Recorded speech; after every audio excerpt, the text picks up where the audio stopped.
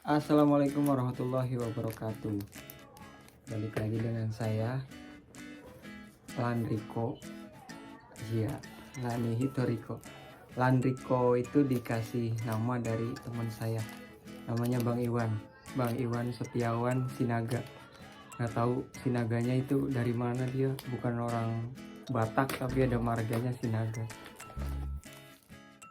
Mau review tentang gajian. Kemarin saya baru gajian ini atas nama saya.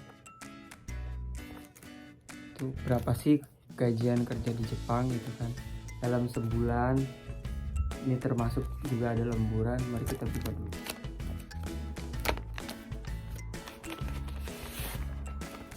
Nah, ini gajian bulan 12. Bulan 12 mana sih ya, bulan 12. Oke, jadi bulan tahun kemarin nih gajiannya kan setiap gajian itu tanggal 15, jadi masuknya di tahun ini. Nah, di sini tertulis 200 kotor ya, gaji kotor 207.450 yen. Yang ini kelihatan nggak ya? Kalau nggak kelihatan dibaca aja lah sama saya. Nah, itu berapa berarti sekarang kurs lagi 135 207.450 dikali 135, itu totalnya 28.575.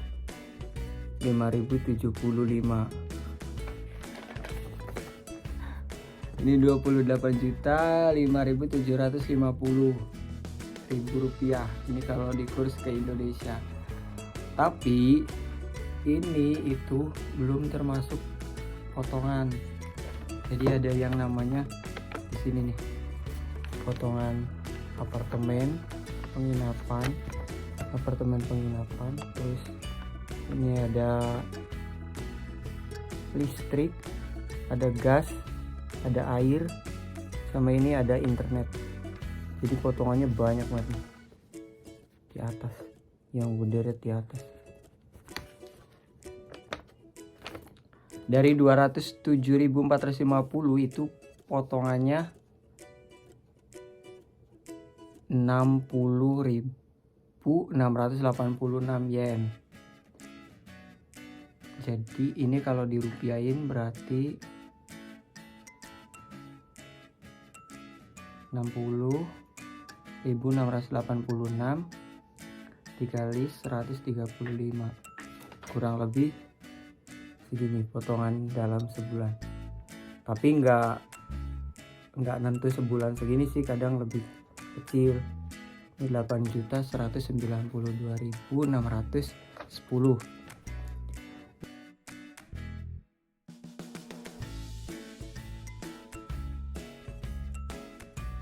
Nah,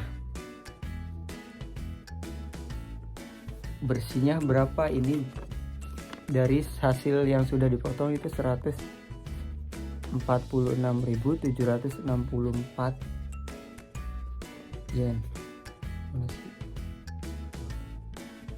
Ini yang paling bawah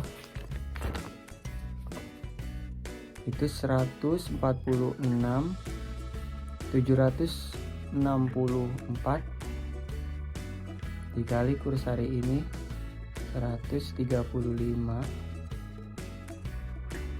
totalnya sekian. 19.813.140 ribu rupiah. Ini udah bersih, udah dipotong tadi tuh biaya listrik, internet, air, terus apartemen atau tempat tinggal. Dan ini belum termasuk juga biaya untuk makan kita di sini dalam sebulan. Jadi walaupun gede gajian di sini tuh tetap aja biaya hidupnya gede juga. Paling sekitar, saya di sini paling sekitar 4 sampai 5 juta buat biaya hidup. Dikurangin sekitar 5 juta lah ya. Nih, ini sisanya 14.800, 13.140. Kalau untuk biaya hidup terkadang lagi ngirit yang ngirit, kadang kalau lagi boros ya boros. Nah, tujuan saya bikin video ini bukannya saya ingin pamer ataupun ingin apa. Saya kerja di bagian metal press ya, job metal press. Nah, dan gak semuanya juga gajian orang yang kerja di Jepang itu sama. Dalam artian kalau misalkan emang ada saudara atau anaknya atau keluarganya yang kerja di Jepang, dia itu di sektor apa dulu, misalkan kayak pertanian atau gemba lapangan atau di pabrik atau di pengurus lansia, itu beda-beda lagi karena tergantung juga lemburannya. Dan itu yang tadi itu termasuk sama lemburan ya. Oh iya, saya belum baca ini termasuk lemburannya berapa jam. Ini kerja jam 160 jam. Itu untuk lemburannya 33 jam kali ya. Iya deh. Nih 33 jam. Nggak kebaca juga. Udah. Pokoknya ini udah termasuk sama lemburan. Ini upah dari lemburannya sendiri itu 39.468 ya. Nah, yang tadi saya jelasin, kalau walaupun kita sama-sama kerja di Jepang, gak semuanya itu gajinya sama gitu. Karena ada juga yang perusahaan yang gak ada lembur, ada juga perusahaan yang banyak lembur. Jadi kalau misalkan emang ada saudara, keluarga yang kirim ke rumah sedikit ataupun banyak, itu jangan disama-samain karena di sini juga sama. Apalagi kayak tahun kemarin kan, itu lagi corona. Ibaratnya tuh kalau misalkan orang pas corona pandemi kayak gitu, yang di sektor pangan itu banyak lemburan pasti, mungkin sektor pangan sama perawat kayak gitu kan.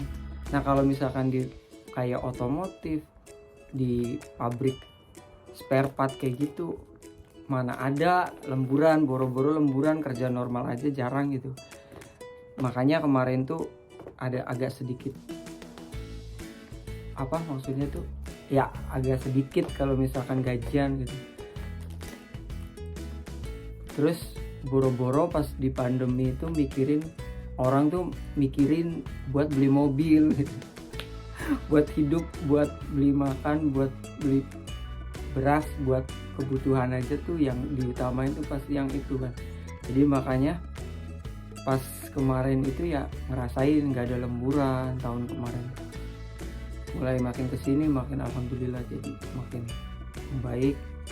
Semoga dengan saya bikin video kayak gini, bukannya juga saya ingin pamer, ingin apa, buat motivasi buat teman-teman yang pengen kerja di Jepang, kayak banyak teman-teman saya yang masih di pending juga di Indonesia. Semoga